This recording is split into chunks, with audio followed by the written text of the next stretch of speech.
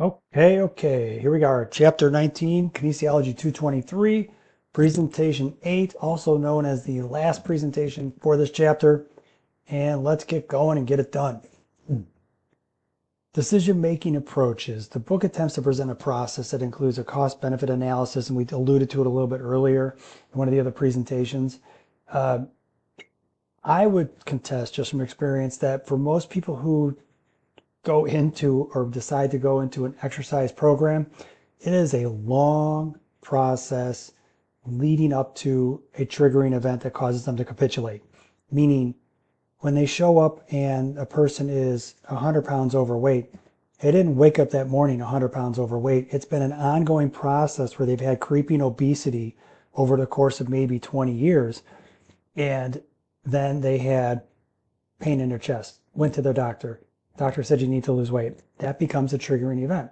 So I would tell you, when people start this kind of decision, what the book is saying here, to start a decision balance sheet, to come up with a cost benefit versus enjoyment sacrifice and kind of like knowing and rationalizing. I'll get to that in 1 second. What they're really doing is they're trying to have the person come up with a cost benefits analysis to working out and what the cost will be versus the benefit. Cost of a gym membership, here's how I'll feel better. Here's my time that I have to expend. Here's how it's going to benefit my life.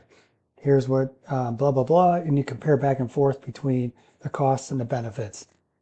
I would tell you that the person that's sitting in front of you who's 100 pounds overweight and went to their doctor because of a pain in their chest, that person has already more than likely started the process to really realize that they're in more of a knowing and rationalizing mindset.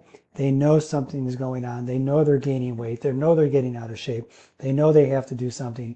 And yet on the other side of that sheet, they're kind of rationalizing why they don't. They really are not that much out of shape. I've not gained that much weight. They start to rationalize the process. And it puts them into a situation where they're 100 pounds overweight and they end up in front of you. And believe me, they've already done the cost bennies. If they purchased a membership at a health club, they've done the cost bennies. And when they get to a personal trainer and they're sitting across the table from somebody, there's another cost benefits that it's difficult for them to actually process because they know it's going to cost 90 bucks a session, but they don't know yet what the benefit is. And when you sit with somebody and do an initial consultation, you're talking with them about the benefits of working out and all the great things that happen and all the comorbidities regarding cardiovascular disease and how it'll offset many of those and you'll lose the weight, feel better, all those things that we've talked about thus far. But they really don't know the value proposition of that benefit. They only know the value of the 90 bucks they're going to spend per session. And they don't know what the actual end result looks like, nor do they know what that value actually looks like. And in this game, in any kind of, quite frankly, any business or service, if you have a situation where the cost for your services is more than the value or the benefit, you're going to go out of business. But if your benefits provided are greater than the cost, you're always going to stay in business.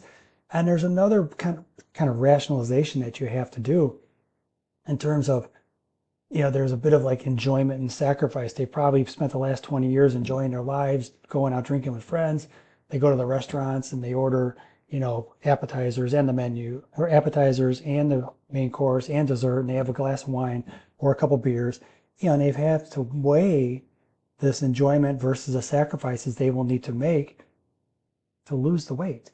And so, you have to have these conversations with them in terms of not just being a cost benefits analysis. I think that's pretty rudimentary, but also the enjoyment side and sacrifice side and kind of changing the lens with which they view enjoyment and changing the lens with which they view sacrifice. Because quite frankly, if it's something worth doing, it's not going to be easy, right? We all know that.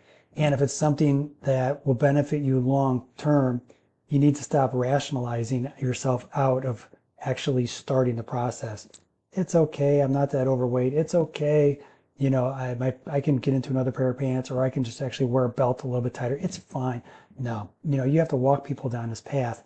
But I'll say this again, with cost versus benefits on a benefit decision balance sheet, as a trainer, if your value proposition is greater than what the person is paying, you will always have business.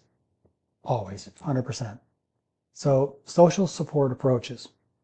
This refers to the attitude of the individual towards someone else's involvement in the exercise program.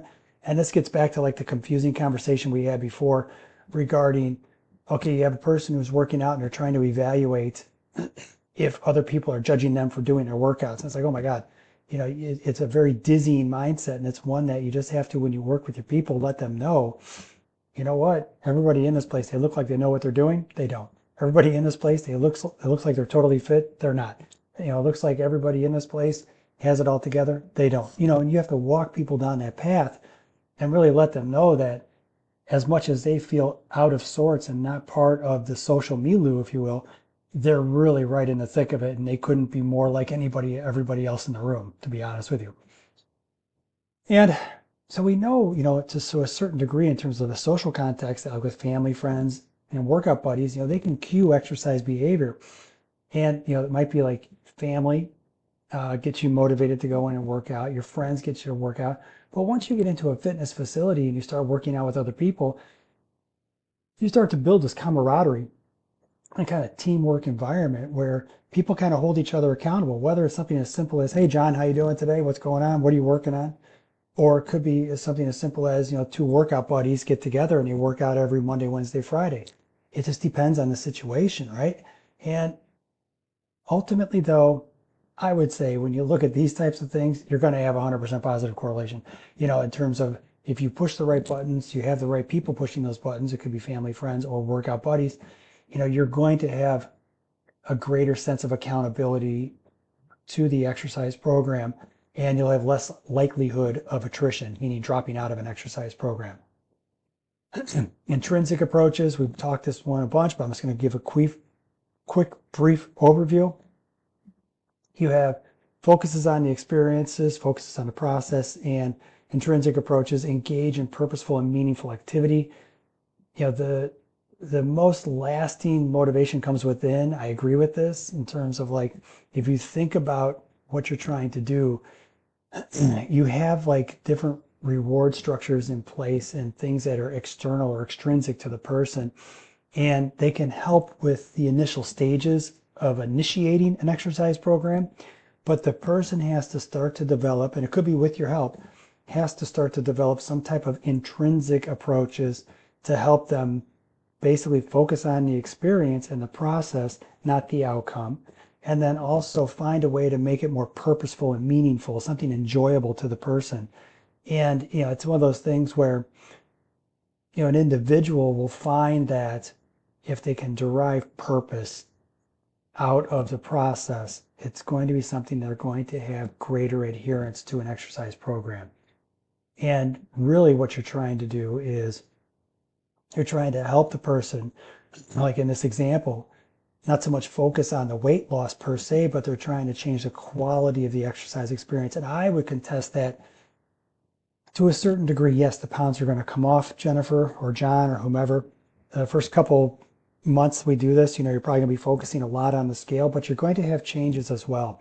And there's some other changes that'll be like your clothes will fit different. You're going to pick clothes from the right side of the closet instead of the left side of the closet. The belt that you use, you're going to go to the next notch on the belt. Those are all ways to kind of measure progress. But I'm going to tell you, you're also going to have some qualitative components as well, in terms of you'll just feel better, you'll sleep better. And we can measure those and make those quantifiable, but you're going to end up feeling better, have a good, more positive affect in terms of like being more positive mindset. And you're going to find that just overall, you're probably going to feel a lot better. So there's ways where you can start to introduce in and give expectations regarding what they'll have as outcomes as part of the process and the experience. Now, I take this to where, as an exercise professional going forward, you need to kind of look at this, and when you work with your newer people, you're probably going to have to come up ways to find pleasure points for your people, to be able to give them a workout, and then the reinforcement maybe you provide is the positive reinforcement that they need. Or when you work with them, it's like your style or it's your persona and how you actually interact with your clients. It'll draw other clients to you, no doubt about, but it'll help you retain the clients that you have. So really you look at this and you go, okay, how are you able to leverage this last little paragraph down here to be able to work with your newer exercisers to have them have a sense of pleasure and a sense of process and really focus on the experience and less about the outcome. And they state that, that's really what you're trying to do here is focus on the process, not the outcome. And when you kind of go from this mindset, and I've said it 1,000 times, you go from this intrinsically motivated orientation to more intrinsic, and there's a balance there like we've always talked about. And without that intrinsic motivation, you see this. People will drop out of an exercise program or just kind of go from one thing to the next, to the next, to the next. So to become lifelong, they have to have that shift from being outcome oriented to being more process oriented. Now, this is with the understanding that if you come in and say you want to be a competitive power lifter, yes, there's very much a process to that, but there's an outcome as well. You want to pull a certain amount of weight for your age and body weight. You want to be able to bench a certain amount of weight for your age and body weight. If a person comes in and says they want to run a 5K or half marathon, that is a different set of constraints in the system. So you have to change how you train the person, no doubt. Lastly, on this one, with it being purposeful and meaningful, exercise adherence has hovered around blah, blah, blah, blah, blah.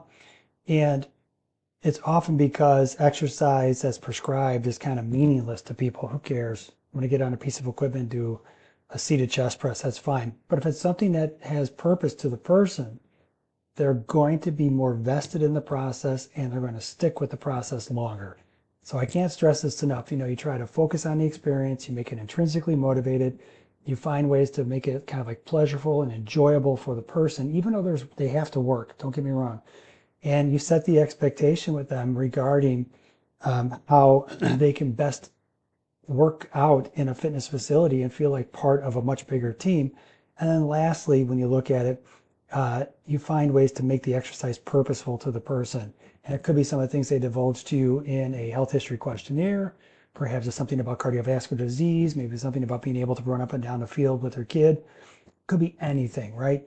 But those are the types of ways you kind of leverage in these points to make it more purposeful for the person.